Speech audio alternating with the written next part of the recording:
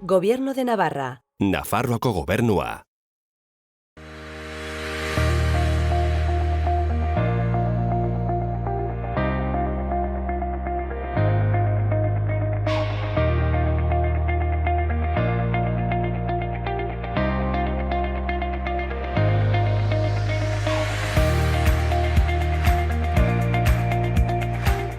Eta ongetorriak gaurko saiora. Gaur, Bingen Amadoz kazetari eta idazlea izango dugu hemen gurekin. Gainera, mugak zabalduz karabanako kide diren Jon eta Nagorerekin ere hitz egingo dugu. Eta bukatzeko, Ana Tramel El Juego seriearen grabaketan egon den Inesekin ere hitz egingo dugu. Orain, has gaitezen betiko edukiekin. Ikusitzagun gaurko komunikabideetako azalak. Diario de Notiziasekin hasiko gara. Titularra, Nafarroak COVID kasu berriak bikoiztu eta egun batean 98ra iritsi direla da, maiatzaren 23tik zifra altuena.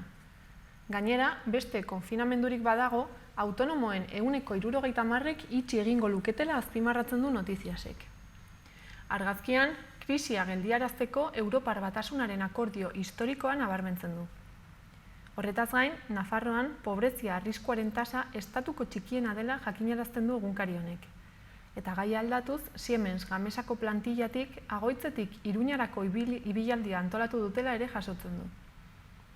Bestalde, larrialdietako langileek osasun zentroetan arreta presentziala eskatu dutela aipatzen du. Bukatzeko, kiroletan, batetik, osasuna telebistaz 80 milioi lagunek ikusi dutela jasotzen du. Eta bestetik, bigarren mailako jardunaldia errepikatzea eskatu dutela, hala 24 luzapen bat egitea. Diario de Navarrara pasako gara orain. Titularrak larrialdietako medikuek osasun zentroetan arreta presentzial urria izatea kritikatzen dutela dio. Argazkian aldiz, Juan Carlos Unzue ageri da, ela gaixotasuna duen jokalari ohi eta entrenatzaile nafarra. Horretaz gain, Europak Espainiako ekonomia 140.000 milioirekin arintzen duela jakinarazten du. Baita Nafarroan, goizaldeko ordubietatik 6ak arte kalean edatea debekatu nahi dutela ere. Bestalde, Nafarroan koronavirusaren 98 kasu gehiago detektatu direla azpimarratzen du egunkari honek. Eta Lizarrako San Jeronimoko egoiarrek bozketa bidez konfinatzea erabaki dutela ere jasotzen du azalean. Bukatzeko, infektatu berrien erdiak ez dakiela nola kutsatu zen aipatzen du portadan. Gararekin jarraituko dugu. Titularrak dioenez, 5 hilabete geroago, berterren kudeatzaileak atxilotu dituzte. Argazkian aldiz, motxiladun haurrak ageri dira, 6 hilabete baitara-matzate gurasoak ikusi gabe. Bestalde, arakatzaile kopuruaren inguruko analisia eskaintzen du garak. Eta 188 positibo gehiago daudela jakinarazten du, erdia baino gehiago Nafarroan. Horretaz gain, Espainiako poliziak itsaso zaldua preso ohia atxilotu duela nabarmentzen du. Eta gaur agertuko dela Pedrazen aurrean. Gainera, parlamentaren mahaiak diputatuak babesten zituela alegatu duela ere jasotzen du azal honek. Gai aldatuz, Zabaian 23 urteko presoa hilik aurkitu dutela jakinarazten du. Bestalde, interes komunak dituzten estatuek Europar Batasuna mugitzen dutela ere aipatzen du komunikabide honek. Eta bukatzeko, kultura arloan, Cristina Iglesiasen mundua Santa Clarako itsasargira piezaz pieza egaka iristen ari dela jasotzen du. Berria ikustera pasa gaitezen. Titularra, Zaldibarko zabortegiko jabea eta kudeatzaileak atxilotu dituztela da. Argazkian, Jean René Etxegarai ageri da, Euskal Hirigune Elkargoko lehendakaria eta Baionako auzapeza. Gainera, Europar Batasuneko akordioa azpimarratzen du, eta kideak elkarrekin zorpetuko direla aipatzen du. Bestalde, Nafarroan egun bakarrean positibo berriak ia bikoiztu egin direla jakinarazten du, 51tik 98ra pasaz. Horretaz gain, itsaso zaldua Hernanin atxilotu dutela jasotzen du azalean, etaren hilketa batekin lotura duela egotzita. Eta salaketak Zabaiako espetxean preso bat hilda topatu dutela salatu duela ere azpimarratzen du berriak. Bestetik, Carles Puigdemont eta Frantzia eta Macronen politikei ere eskaintzen die tarte bat. Eta bukatzeko, kulturan, Eider Eibarrek Iskander Sagarminaga marraztuko duela nabarmentzen du, ura Mantxako kanala zeharkatzen ari dela. Euskal Herria irratiarekin bukatuko dugu. Albiste nagusiak, Siemens Gamesaren langileak euren lanpostuak defendatzeko Agoitzetik Iruñera joango direla da. Horretaz gain, komunikabide honek Atena Fundazioko ikasleek euren sorkuntzak Iruñeko gazteriaren etxera eraman dituztela ere jakinarazten du. Eta bukatzeko, Noaingo eta Juntxe industrialdean izandako sute batean, 3 langile intoxikatu direla jasotzen du orrialde nagusian. Udalerrietako albisteak ikusiko ditugu. Ezkabarten hurrengo ikasturterako jardueren eskaintza iragarri dute.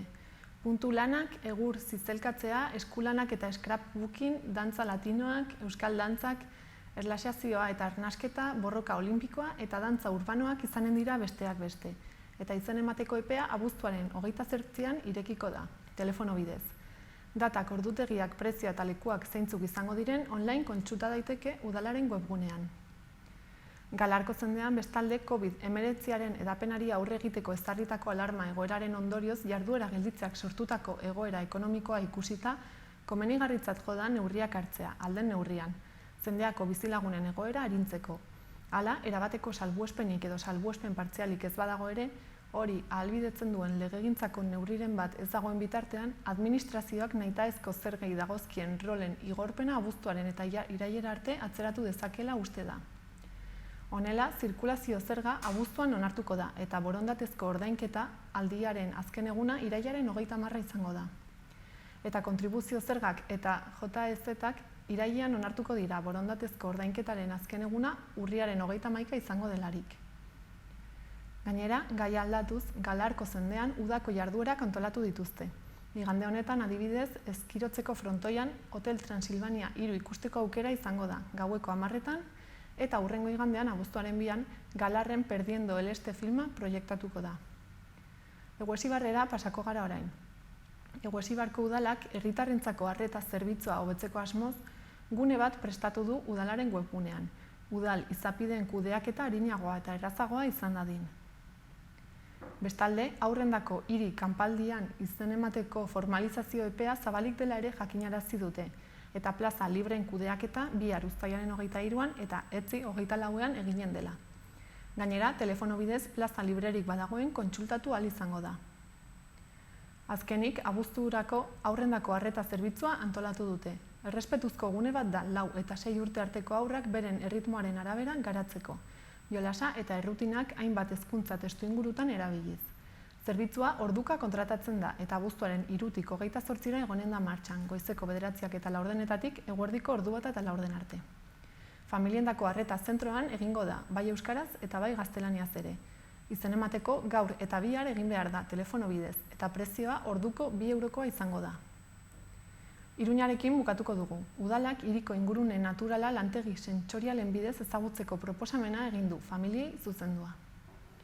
Ingurumen hezkuntzako museoak antolatzen du jarduera. Zenbait auzotan izanen da eta Arrosadian abiatuko da astearte goizean. Parte hartzeko aldez aurretik izena eman behar da. iruñakulturada.es webgunean edo aurrez aurre edozein zibiboxetan. Beti egon izan dira hor, eta hori dela eta gerta daiteke behar bezalako baliorik ez ematea Iruñak dituen espazio natural horiei guztiei.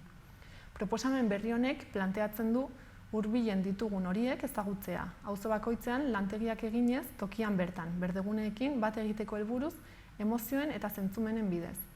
Horrela, ezagutzera emanen dira parke eta lorategi asko dituen hiri batean bizitzeak herritarrentzat dituen onurak, hala maila pertsonalean nola taldean. Abiapuntua auzo bakoitzeko zibiboxa izanen da.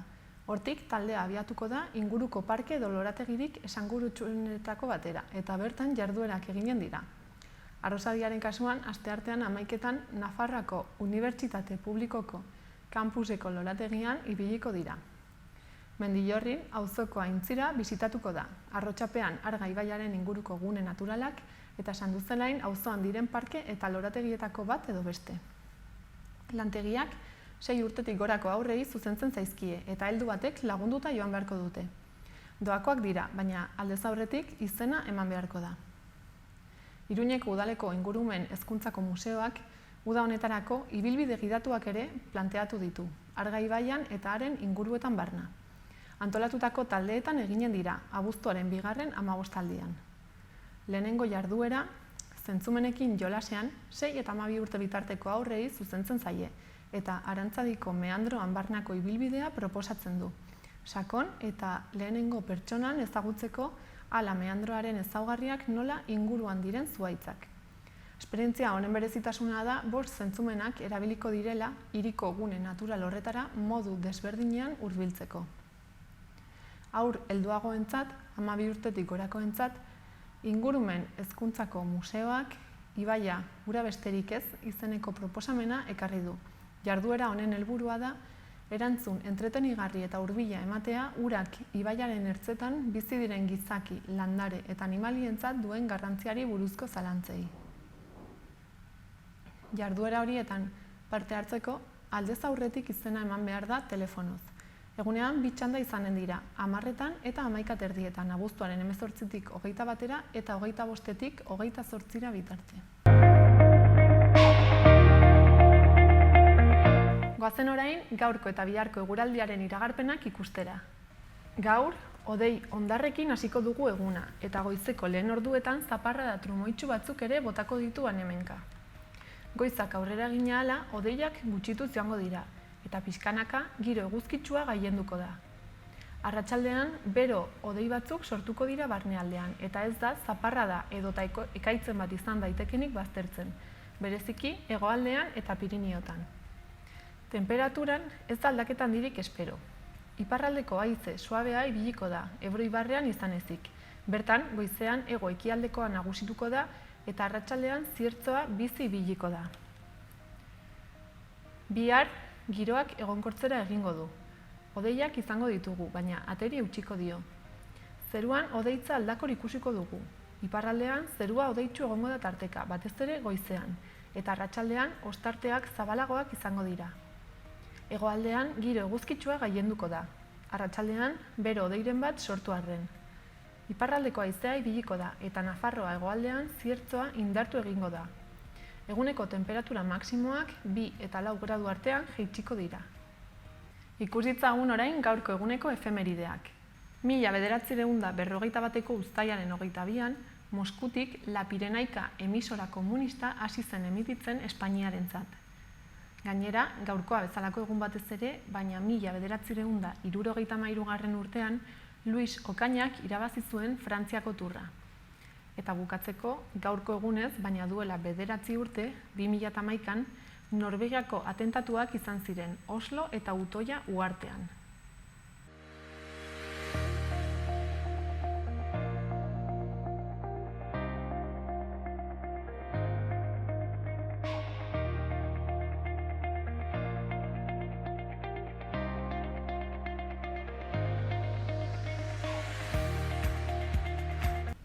Orain hemen gurekin dugu Bingen Amadoz, bera kazetari eta idazlea da.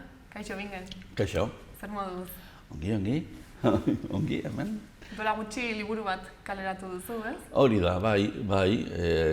Garai arraro hauetan, behira, atera da, horrela, baita ere dena da bitxia, ez? Gaur egun nola, eta liburuak ateratzeko ere bai, pentsa ez, atera zen, duela zer, 2 hilabete diren, eta, kalean da, aurkezpena handirik ez da egin, ze nola egin, ez, hori ere arazo bada, eta, hemen gutxienez egin dezakegu pixka bat aurkezpena. Eta nola deskribatuko zenuke liburua? Nola deskribatu? Bada memoriaren liburu bat, ez? Memoria historikoa, memoria hurbila, naiz eta hor kontatzen diren gauzak, danik 80 urte edo gertatu zirela, 80, ez? 36an. Orduan, hor dago memoria isildua, beldurraren eraginez jakina isildutako kontuak dira hor kontatzen direnak, kontu krudelak eta gehienak, noski, ze, garaiura benetan oso latza eta oso gogorra izan zen, eta oso isildua eta, nik ezin nuen isiltasun horrekin, zeren gauzak nik uste jakin behar direla, ez? Eta gertatu direla, eta jende askok ez daki gertatu zirela gainera. Eta momentu batean pentsatu nuen, bete behar zela hutsune hori, ez da? Beldurrez, ahaztuta, zapalduta zegoen historia hori, memoria hori. Eta memoria bizirik zegoen jende askoren buruetan, eta hori izan da, ez? Haiengana joan, eta entzun, eta kontatu. Eta hauxe da. Orduan, bizi izan zutenengana joan zara, ala oinordekoengana? Hori da. Biak, bai familiak eta... Bueno, izan dira, bai, liburuan agertzen dira, bai nik jasotakoak, nire arbasoengatik jasotakoak.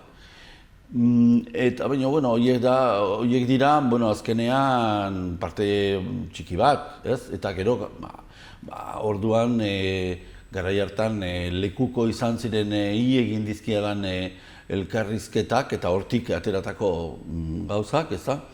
Eta baita ere, bigarren generaziokoek ere zekitena eta hori ere xurgatu dut, nolabait, testigu zuzenak gutxi dira, ez? Baina, hortik atera dira, hainbat historio latzak, benetan garaia horrela izan zelako. Eta baten bat horrela azpimarratu beharko zenuke, edo zuri asko mugitu zaituen baten bat egon da? Begira, hiltzaileak du izena, ez? Azkenean titulua beraz, horiek daude toki askotan, ez dakit, hiltzaile batzuk oso ezagunak dira, Foro edo El Chato, berbintzalakoa. Horiek dira gehien ezagutu direnak, ez? Horiek ezin izan dute izkutatu egindakoa, ez? Baina, beraiek bezala bai dira hainbat eta hainbat, ez? Eta orduan, historia asko dira eta joan behar da xehetasunetara, ez da ikusteko nola izan zen hori, eta zer egin zuten, eta gauza asko dira, nabarmentzeko egia esan denak dira berdin, ez da, hemen Nafarroan 3.500 hil zituzten, nahiz eta fronterik ez izan, beraz denak edo etxetik eraman eta bazterretan edo zuloetan edo mendietan hil, beraz asko dira eta hiltzaileak ere asko ere bai. Eta nola egin duzu jende honengana jotzearena, nola aurkitu dituzu? Nola aurkitu dituan? Bakizu, memoria historikoaren mundua hemen dexente mugitzen da, eta gauza asko egin dira, batez ere azkeneko urteotan. Egin dira omenaldi asko, egin dira memorialak eraiki eta inauguratu, eta ekitaldi guzti horien inguruan jende asko biltzen da. Eta hortxe topatzen duzu, gure etxean pasatakoak, bezalakoak izan dituztenak, beste tokietan, eta orduan jende asko biltzen da, hor topatzen duzu jendea. Gero, memoria elkarteak ere badira, hortan mugitzen direnak, pentsa zenbat, badira, hemen Nafarroan. Orduan, mundu horretan murgiltzea pixko bat, eta hortan topatzen duzu jendea, eta lekukoak hor daude, edo egon dira, ez? Orain joaten dira, bizkanaka, lekuko zuzen horiek oso zarrak ziren, joan dira besagertzen, hasi nintzenean liburu hau idazten eta elkarrizketatzen da jendea, batzuk, asko ziren 80 gorakoak, beraz, joan dira batzuk, bai. Baina hortxe, mundu horretan. Gero lagunen bitartez, ezagunen bitartez, hola. Eta noiz hasi zinen honetan lanean? Beira, hau osotara izan da 6 urteko lana, baina egia esan, ez dira 6 urte hola segidan, ez? Egin ditut tarteak, gelditu behar izan dut zenbait momentutan, oso gogorra zelako beste guzti horien mina etxerak hartzea, ez? Eta ba ez da izan erresa, eta bueno, ba, izan behin, ba, bueno, nik burua lasaitu behar nuen, eta pixka bat despejatuta esan, bueno, aurten nago, baina, bueno, presarik ez dago, eta orduan 6 urte, baina tartetan edo, holako zerbait. Eta sentitu duzu agian presioa edo ardura hori ez, nola kontatu orain? Bueno, bai, kontatu beharra zegoen, nik ala uste nuen, eta hala egin dut. Ba, nola kontatu, nire estiloan, ez da, nik dakidan moduan kontatu dut. Jasotzen dituen istorioak hor zeuden, grabaketa batean, eta hortik sortzen ziren gero istorioak, hor joaten zara nolabait zizelkatzen, istorio hori, eta nire moduan, nire moduan kontatu ditut, baina egia esan muina hor zegoela, hau da, mamila jasotakoa da, bere jendearen ahotsean jasotako kontuak dira. Eta jende honek gustora kontatzen zizkizu nola, suposatu dut ere oso gogorra izango zela.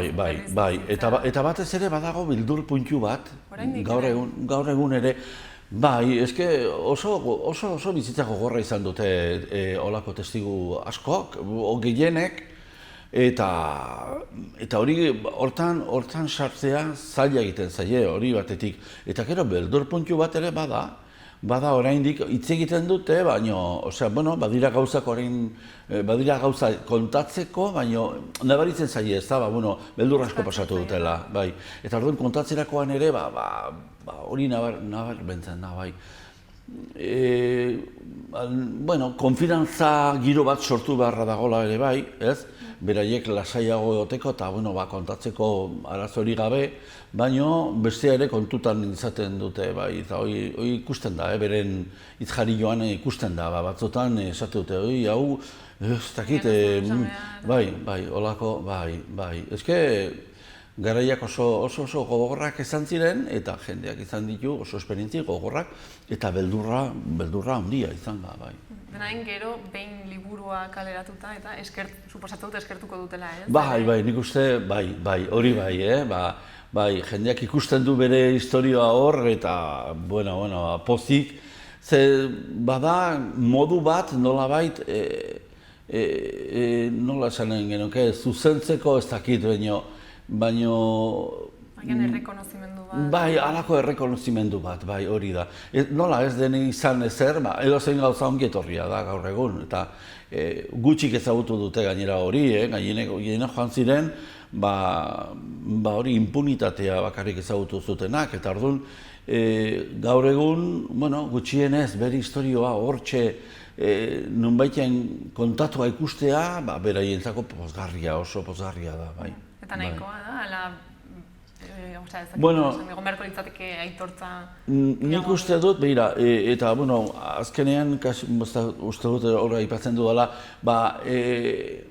kontua da, asko dagoela, batzuk esatu dute, hori aspaldikoak dena kontatua dagoela, keba.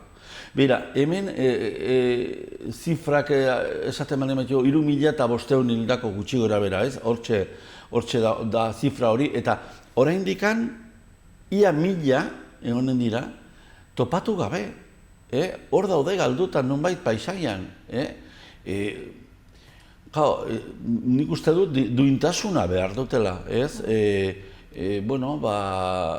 Bide bazterretan eta mendietan eta hor nonbait lurperatuta dauden hainbat eraildakoak eta horiek oraindikan pixkanaka ari dira, sumazioak gaur egun egiten dira, oraindiken Arantzadi elkartea eta hortxe dago, sartuta, baina behar dira, hortarako, testigantzak jakitean non dauden, eta lekukoak ari dira hiltzen, eta batzuk esate dutenean, hemen gertatu zen, eta joaten dira berehala, eta badira hainbat eta hainbat familik, topatu ez dutenak beren jendea, beren aitona, beren aita, hor dago nonbait, eta hori egin beharra zegoen eta egin beharko zen, alba da, noski, beraz, egiteko asko dago, bai. Eta, gero herri bakoitzak egin ditu bere omenaldiak, bere errekonozimenduko ekitaldiak,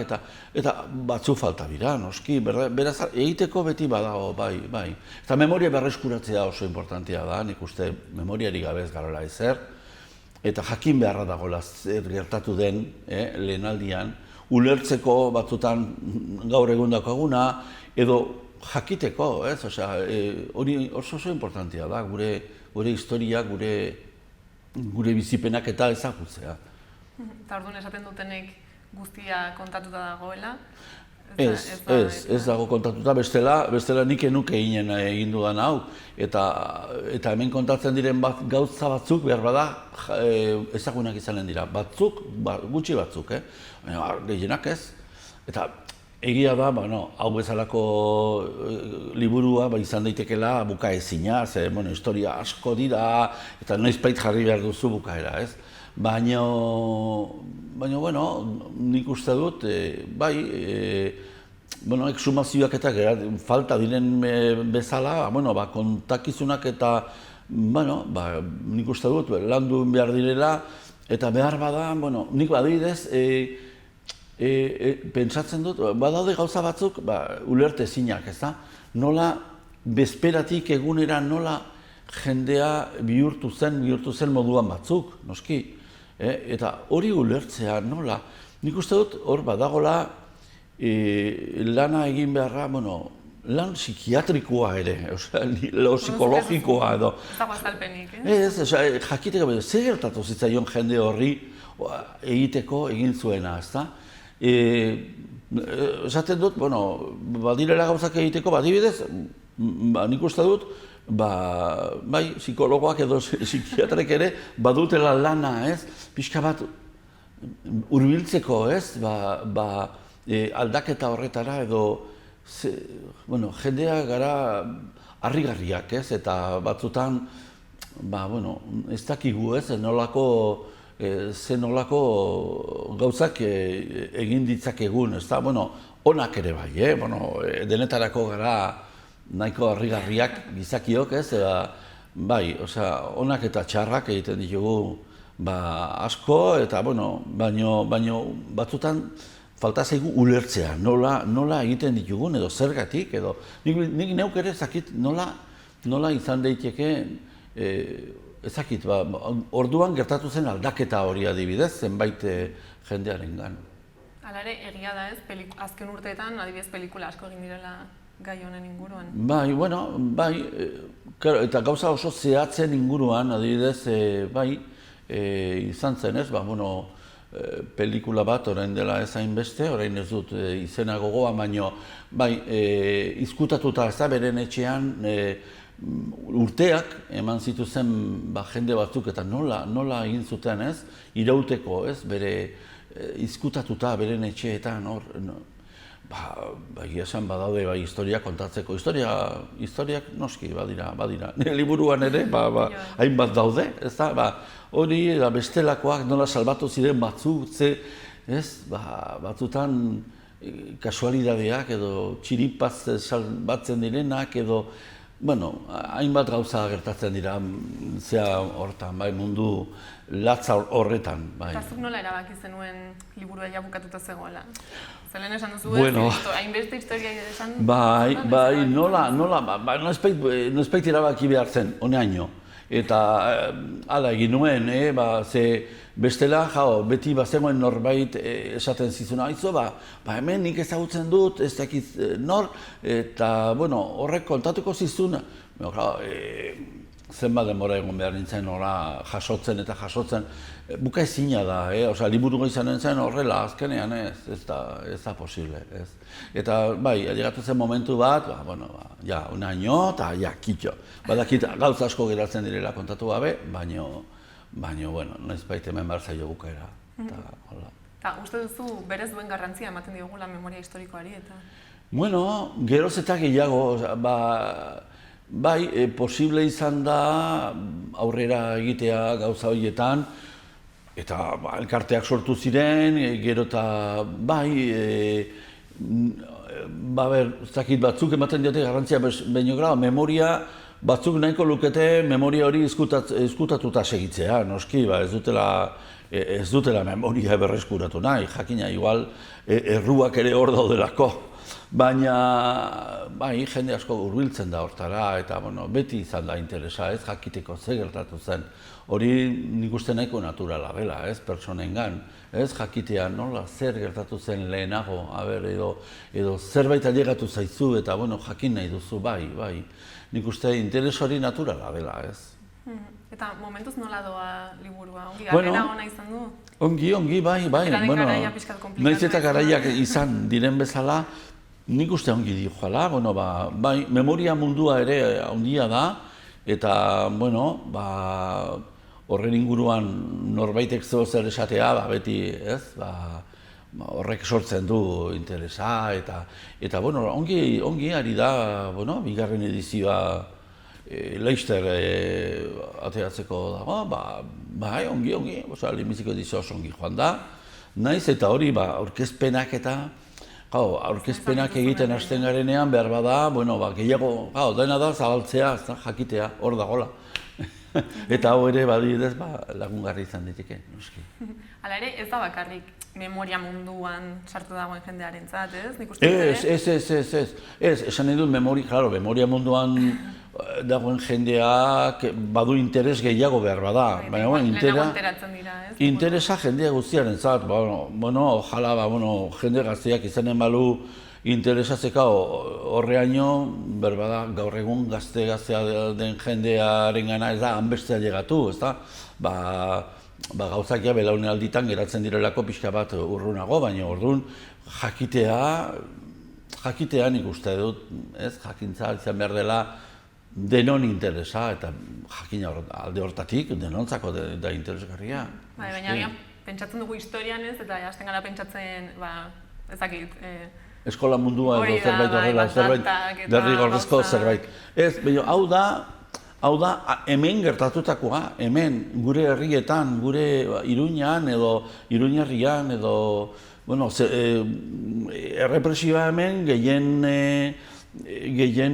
nabarmendu zen, erdialdean eta herriberan, baita Iruñerrian, Sakanan, eta toki horietako kontuak dira, hemengo gauzak dira. Gure arbasoek pasatakoak. Eta testigantzak dira azken finean, ez? Orduan, pertsona baten bizitza da. Ez da, eskolan ez da erakutsi hau jakina ez, baina ez da, ez dakit beste gauza bada, ez?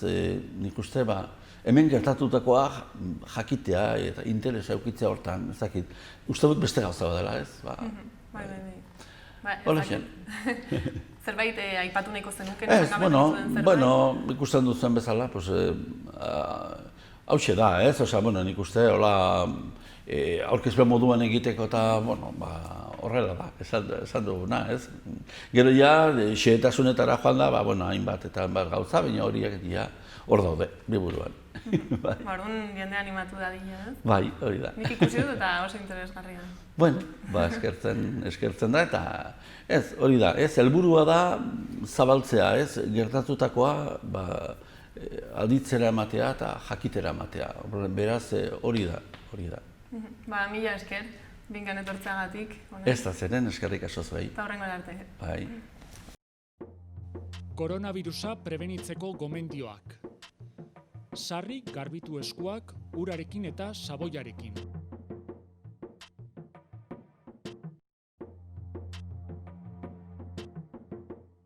Estul edo doministiku egitean, ahoa estali besaurrearekin edo mukizapi batekin. Botatzeko mukizapiak erabili, eta ondoren zakarrontzira bota. Arnas sintomarik baduzu eta infektatutako pertsona batekin kontaktuan egon bazara, etxean geratu eta deitu 112 telefono zenbakira. Beste zalantzarik baduzu, deitu 948 290 290 telefono zenbakira. Gobierno de Navarra. Nafarroako gobernua. Kaixo, Jonetan Nagore, zer moduz? Ongi baita ere, zuek mugak zabalduz karabanako kideak zarete ez? Eta zer da mugak zabalduz karabana? Mugak Zabalduz Karabana da ekimen bat duela 4 urte hasi zena, Greziara egindako karabana batekin, batez ere salatzeko Europar Batasunaren migrazio politika. Eta gero, horrekin erlazionatuta dauden problematika guztiak. Batela gerrak sortzeak jendeak mugitzea behartzen du, etortzen direnean esplotatuak izaten dira, orduan, pixka bat, jendearen pertsonen mugimendu librea aldarrikatzeko ekipa. Eta, aldi berian da aldarrikapen ekimena, baina baita ere sare, Greziara joan ginenetik ointan lalda urte, hasi izan sortzen olako sare bat, bai Euskal Herri mailan, baita estatu mailan ere, azkeneko urtietan ja igual Europa eta beste leku batzuetako mugimenduekin ere bai, eta orduan aldi berian ere olako sare bat osatu da, ez aldarrikapena eta baita ere karlana edo urtatzen dana. Eta ze ekintza mota egiten dituzue? Urtero egiten duzue zerbait desberdina edo nola funtzionatzen duzue?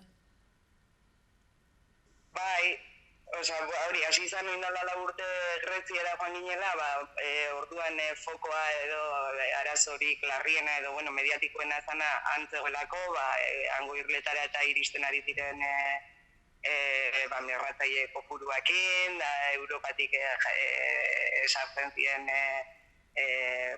mugekin, eta gero urtetik urtera joan da aldatzen ibilbidea, edo normalian izaten da egun batzuetako ibilbidea, horregaitik karabana esaten zaio, eta beste urte baten joan ginen ere Melillara, azkenian ere bertako muga baita ere batzuelako, Ukrunera joan barik, hor behan dugulak beste muga bat, gainera Afrikarekin muga egiten duena, eta bertako asaldatera ere bai, edo Italiara, edo urtetik urtera joan da aldatzen fokoa non jarri, azkenean beti da salaketa ekimen bat, eta bertakoen esperientziak edo egoera ezagutzeko ekimen bat, pertsonalki, eta orduan aldatzen joan da, ibilbidean normalian. Eta orduan aurten suposatzen dut ez, COVID-19ak zuen planak edo ideiak aldatuko zituela? Bai, aurtengo plana zen, estatuko jendea eta baita, lehen komentatu bezala, bai Italiako karabana migranti, Mexikoko, beste hainbat jenderekin asmoa zen Balkanetara joatea, ze, gaur egun, oso egoera bortitzak ematen ari dira, eta, eta asmoa zen ara joatea, baina ezinezkoa izan da, eta orduan bada alternatiba bat izango dena abuztuaren amaieran estatuan izango da Euskal Herrian Bilbon eta Valentzian, eta gero bai Frantzian eta Italiarako hainbat hiritan, Sizilian eta egingo dira ekimenak, baina ez horrak baizik eta geldi. Aldi berean, eta saret hori erakutsiz eta larrikapena leku ezberdinetara zabalduz, baina izango datoz estatikoagoa edo. Orduan, Balkanetakoa zer utzi duzu beste urte baterako, ala? Nola, parkatu, entzun dugu gaizki hoi. Pentsatuta zenuten Balkanetako karabana, orduan beste urte baterako utzi duzue? Hori ikusiko da aurrerantzean, hori da koordinazio bat mugimendu guztia eguen artean, eta erabakiko da. Bai, Balkanetakoa urten erabakitzen urtarrilean, ez da bertan zegoen egoera ikusita eta iruditzen zitzaigulako bestela fokua jartzeko leku egokia urten. Urrengoan eta honek usten digunean non jarri nahi dugun fokua eta zer egin. Hala ere, pasaren asteburuan Euskal Herrian ere mobilizazio desberdinak egin zen dituzten, ez? Ostiral eta larun batean, aldi guztuek kontatu pixkat zer egin zenuten? Bai, kontua da, oso ongi dagoela indarrak batzea Bilbon, Valentzian edo Melillan edo dena delakoan, baina Euskal Herrian erabaki genuen hemen baditugula salagarriak diren eta arazo, bueno, desberdinak, ez?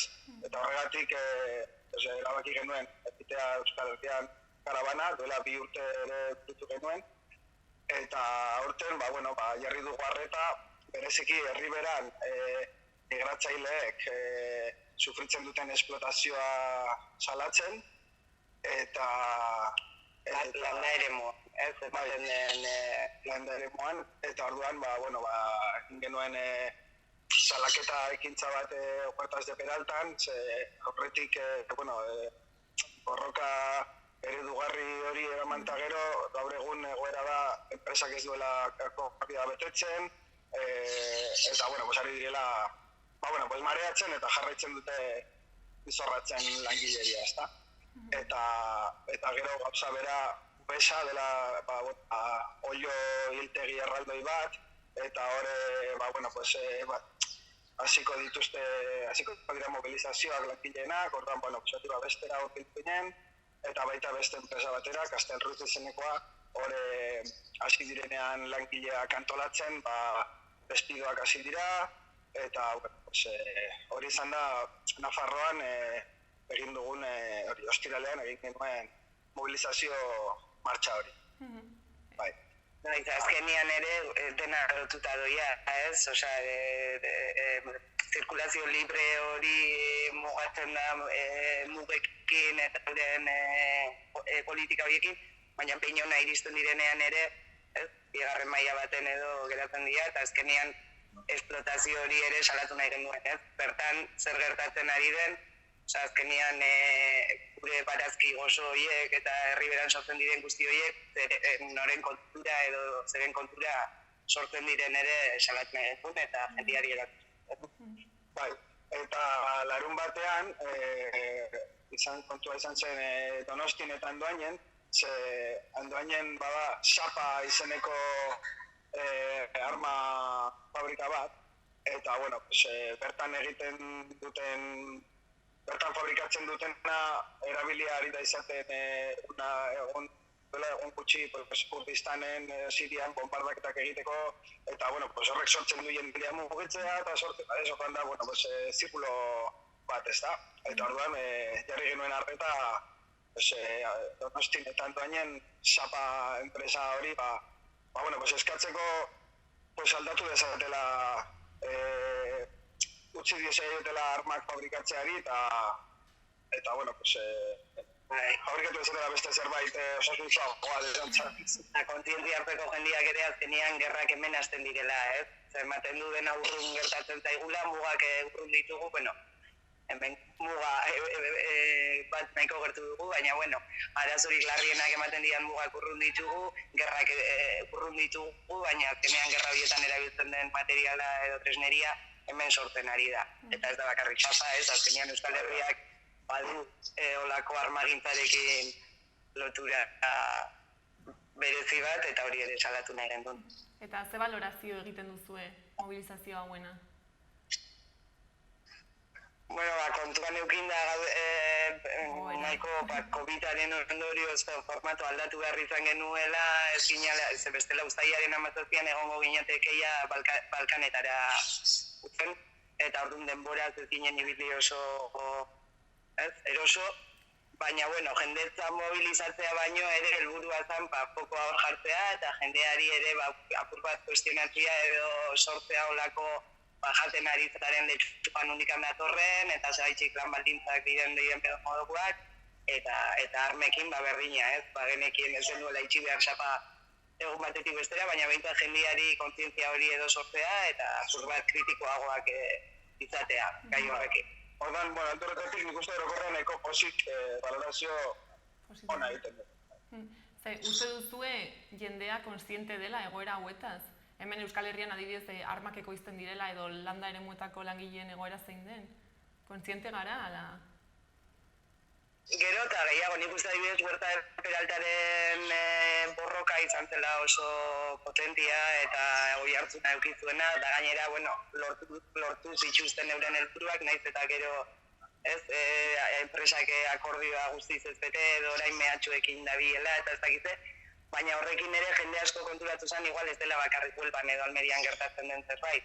guri pertsonalki ere Melillara joan ginenean, gero bueltan Almeriatik pasa ginen, eta ikaratuta etorri ginen, ikusi genuenarekin, baina baitza sortu zitzaigun olako zalantza hori, ze demonte ari da gertatzen Nafarroan ere bai, ez? Landa ere muzabal hori dugu, eta agian begiratu behar dugu gertatzen ari den, eta gertatzen ari da. Beste neurri batean, baina, eta orduan nik uste jendea, bai, gutxinak, poliki-polikien, ikuste zero eta konsientzia gehiago da. Orduan uste duzue, zuen helburuak geroz eta gertuago ere daudela? Bueno, pandemia madarikatu honekin ez nuke esango gertuago daudenik. Zenbak ez, gero eta itxiago daude, pertsona migratzaileen kriminalizazioa ere gero eta gehiago ematen du beraiek ekarri ditela COVID-a, ez, edo beraiek ari diala zabaltzen, albateten beste gunean gertatu zen bezala, ez, osea, gertatzen ari den guztionekin jendeak gero eta individualago jokatzen dut, eta nik uste alde horretatik erreza ez dela. Ez, egia esan, azken hamarkadan harresiak altxatu dira Europan, mugak altxatu dira Europan, aurretik ez zeudenak, ez, Hungria eta Serbia artean, ezak notan artean, adibidea altxatzen, helburuak gero eta gertuago oraintxe bertan ezin dugu esan direkt, baina bueno. Mai gainean jartzen ari garela dagoen arazoa, hori agian bai, baina konponbide erraza duenik, ez nuke esango. Orduan, honen arira ere ez, estatutik egingo den karabanagak garrantzia du. Bai, izango da, esan dugun bezala, estatikoa, ez da, mugitu gabe, baina bertan bai Bilbon, bai Valentzian eta gainontzeko leku horietan, jarraituko dugu saretzen elkar borroka bateratzen mundu mailako jendearekin, eta bertan bai inguru, eztabaida eta protesta ekintza desberdinak egongo direla, eta garrantzitsua da hor ere parte hartzea eta hori okiateratzea. Azkenean nahiz eta mugimendurik ez eduki da estatikoa izan, mundu mailan edo Europa mailan egin behar den mobilizazioa izanek ez denak batera era virtual baten lotuta eta azkenean indar erakustaldia edo izan daiteke ere bai, ez dela lau txoruen movida. Orduan, azken finean nolabait gakoa da herritarren kontzientziazioa, ez, izango litzateke? Bai, eta horrek sorraraztia ere presioa agintean daudenei, azkenean gu espaldin bagara mugitzen eurak eroso daude, Euskal Herri mailan armen ekoizpena negozio bada, Nafarroan lan baldintza horiek izatea baitza ere negozio bat da, eta guzti hori ezin da bota egun batetik bestera jendeak espaldin badu kontzientzia hartzen eta bat harrikatzen. Eta orduan, karabana hauetan, kasu honetan aurtengoa estatikoa ez, baina edonor parte hartu dezake, ala nola da kontua? Bai, noski, bai. Edonork eman dezake izena webguneetan, eta bertan, antolatzen da lotarako lekua, bazkaritarako, bonoak eta lako gauzak, eta edonork parte har dezake. Eta hurrengo urteetara begira, suposatzen dut geroz eta garrantzitsuago izango dela ere halako gauzak, ez? Zer esan duzuen bezala, COVID-a ari da pixkat larritzen egoera? Bai, nera ez doa asuntoa argi dago, ez? Eta ez dakigu hemendik hilabete batzutara gertatuko dena, eta ematen du orain justifikatua dagoela dena gai honekin, ordu, bai, beharrezkoa da, begiak zabalik izatea eta gauzak salgatzea.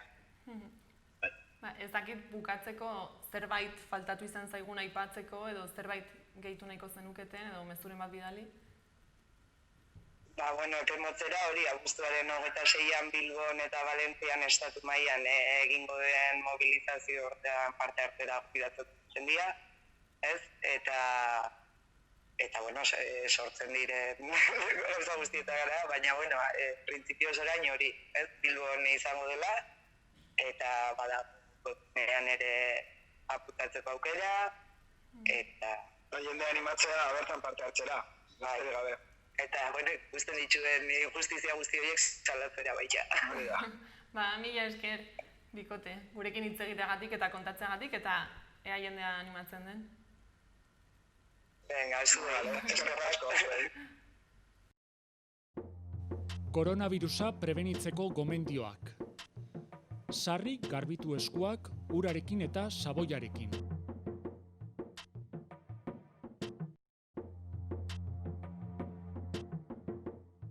Estul edo doministiku egitean, ahoa estali besaurrearekin edo mukizapi batekin.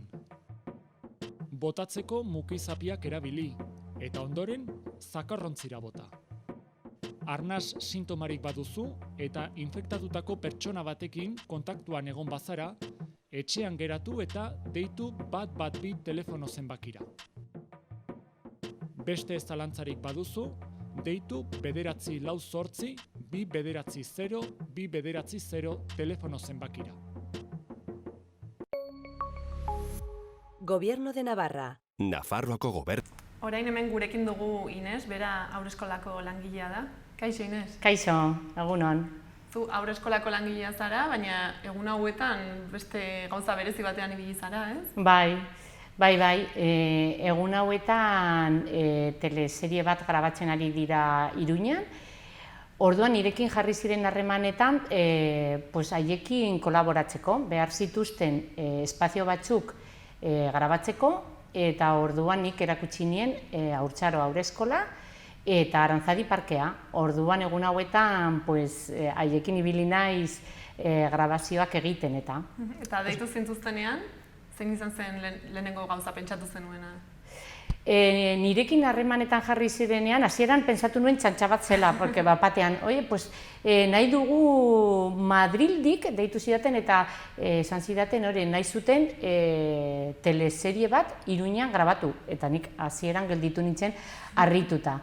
Baina gero ja ikusi nuenean serioa zela eta behar zutela, eta orduan hasi nintzen harremanetan hemengo produktora batekin, eta gero ja zuzenean Graziak Erejeta zuzendariarekin berak egin du grabazioak eta. Bai. Eta orduan ze eskatu zituten baldintza batzuk beteko zituen haurreskola bat, ala nola izan zen? Ez, hasieran esan zidaten haurreskola bat, haiek esaten dute guarderia. Nik azpimarratu nahi dut haurreskola bat behar zutela. Eta orduan esan zidaten behar dugu haurreskola bat eta ondoan parke bat. Orduan Iruñeko udaletxean daude 11 haurreskola. Orduan nik pentsatu nuen eta kokatu nuen Haurtzaro eta Arantzadi.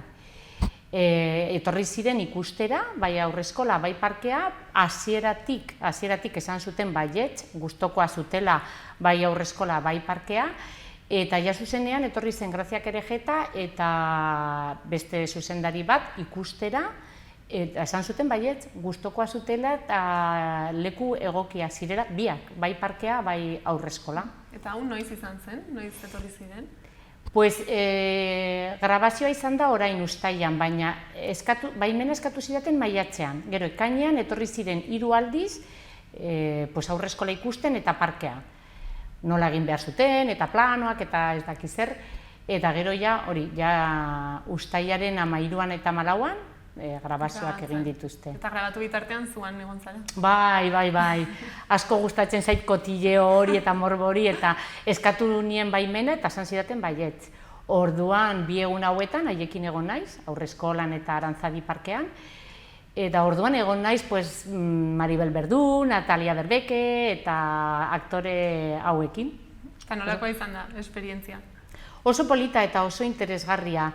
Iruditu zait oso pertsonak hurbilak direla eta tratoa eta oso hurbila eta atsegina, eta haiek egin duten bitartean, ni egon naiz beti kameraren atzean ikusten eta polita eta interesgarria. Hau, Ana Tramel ez, deituko da? Ana Tramel, El Juego. Eta zuk ja orduan gutxi gora bera jakingo duzu zertaz doan? Bai, badakit, imagina ezazu, izen buru honekin, Ana Tramel El Juego, gaia da jokua eta dependentzia, bueno, ezin dut gauza hondirik kontatu, baina jokuari buruzko historia bat da, eta Maribel Berdu bada abokatua, eta bueno, gutxi gora bera, horrela. Eta beste ikusi beharko dugu, ez, aurrerago ateratzen. Bai, nik uste dut, bukatu nahi dutela aurten grabazioa eta orduan, aurten jakingo dugu. Eta non ze toki gehiagotan grabatu dute, ez? Ez da izan bakarrik? Bai, nik uste dut lehendabiziko lekua izan zen Upnan. Hor egon ziren egun dezente, nik uste dut aste oso bat egon zirela. Gero Noaingo aeroportuan, gero Iruñetik kanpo egon dira Belaten eta uste dut poligono batean eta beste hainbat lekutan. Eta egun hauetan ari dira grabatzen Askatasun plazan, pisu batean, ja bada, osea, kanpoan dauden kamioiak eta kamarak eta, baina grabazioa berez da pisu baten barruan. Eta uste duzu hau garrantzitsua dela adibidez Nafarroarentzat, kasu honetan? Pues nik uste dut baietz, osea, egin dute hedabideetan atera da, eta badaude 30 pertsona inguru kontratatuta grabazio hauek egiteko. Gero ere badaude beste figura batzuk direla figuranteak, eta figurante hauek, ez dira aktoreak, baina hortik ibiltzen direnak, Iruñekoak dira. Orduan, nolabait ere lana sortzen dute, grabazioa egiten duten bitartean. Eta orain, bizitzen ari garen momentu honetan, halako gauzek ez jende asko mugitzen dute, eta nola egin dute segurtasuna mantentzeko? Bueno, badute dena oso lotuta. Adibidez, Haurtzaroa eskolara torri ziren bai garbitzaileak, bai erizainak. Orduan, lehendabiziko gauza izan zen eskola desinfektatu, gero guztioi egin ziguten temperatura hartu, eta badakigu zen neurriak hartu behar diren, eta dena kontrolpean dute. Eta gero joaten direnean berriro desinfektatzen dute lekua, eta dena oso lotuta. Eta gero haiei ere, aktorezei egiten diete froga, ez? El test, bai. Orduan honek haientzat ere lan gehiago suposatzen du, ez? Bai. Lan bikoitza agian. Lan bikoitza, diru gehiago, baina, klaro, bestela ezin dute zer egin. Printzipioz, grabazioak egin nahi zuten martxoan, justo, hasi zenean. Orduan ja txeratu dute, eta orain egiten ari dira, baina neurri guztiekin.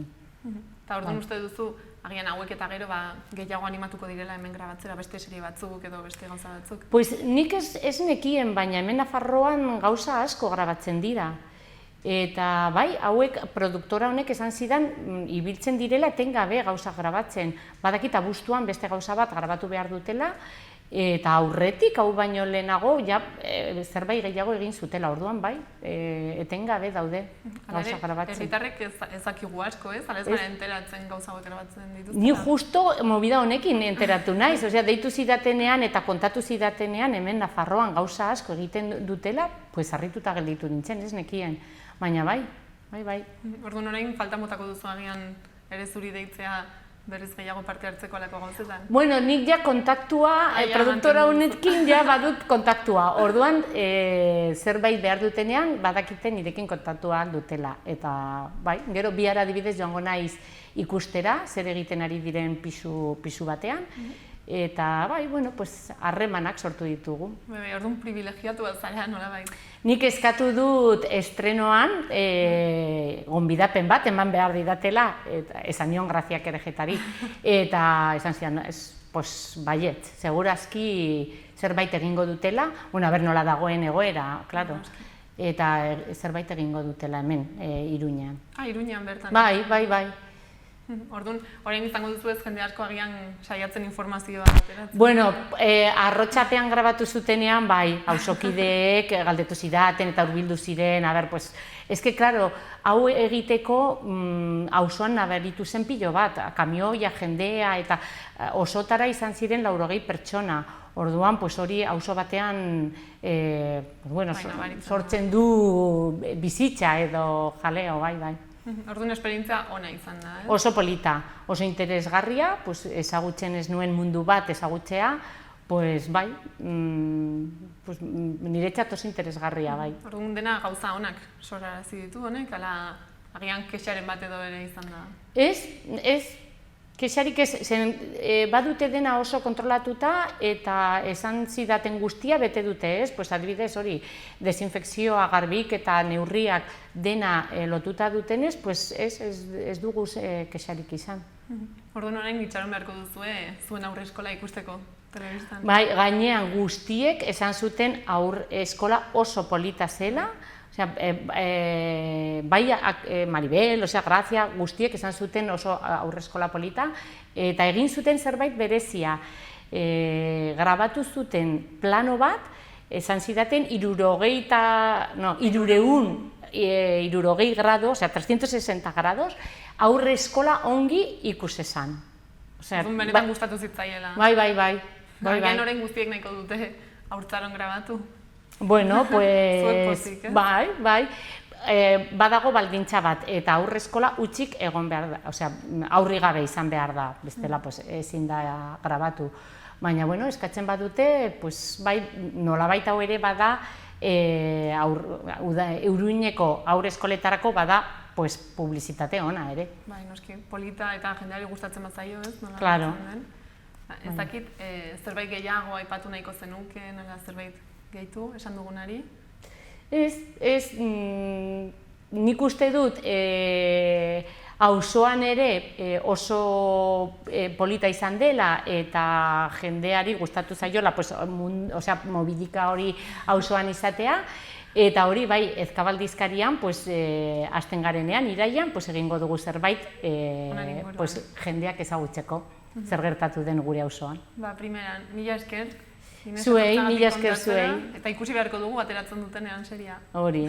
Etorriko naiz berriro kontatzera, ez? Primeran, ados. Mila esker zuei. Koronavirusa prebenitzeko gomendioak. Sarri garbitu eskuak urarekin eta saboiarekin.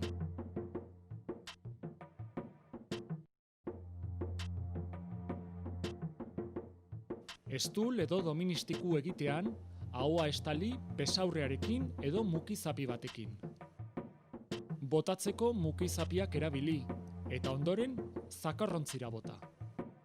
Arnas sintomarik baduzu eta infektatutako pertsona batekin kontaktuan egon bazara, etxean geratu eta deitu 112 telefono zenbakira. Beste ez zalantzarik baduzu, deitu 948 290 290 telefono zenbakira. Gobierno de Navarra. Nafarroako gobernu. Beno ba, gaurko zau izan da guztia. Orain, Egologistak kantaren bideokliparekin utziko zaituztegu. Mila esker oregotearren eta bihar arte.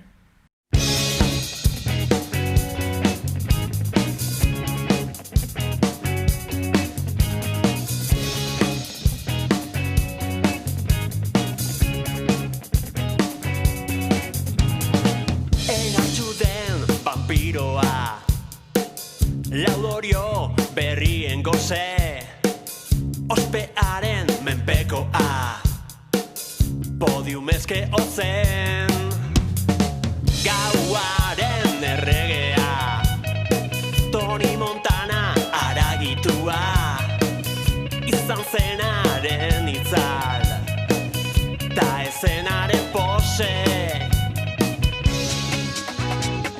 Alfombra gorria beretzat zoramena armaieta azke izan zuri famatu ase ezina azke aparretan blaitua igerian munduaren ardatza da, erritmo kutsa gizatiarra, biraka gainontzekoak, beste aukerarik gabe, hankarte ezaguna, privilegioz borborka beti, flash guztien helburua, izateko pozarren, alfombra gorria berezat zoramena armaieta aske gizon zuri famatu ase ezina aske aparretan blaitua igerian aske gizon zuri famatu ase ezina aske aparretan blaitua igerian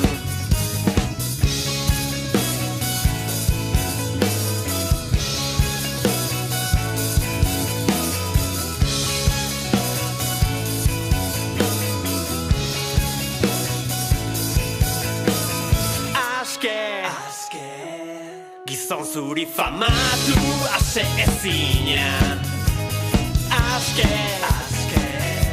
aparretan blaitua igerian aske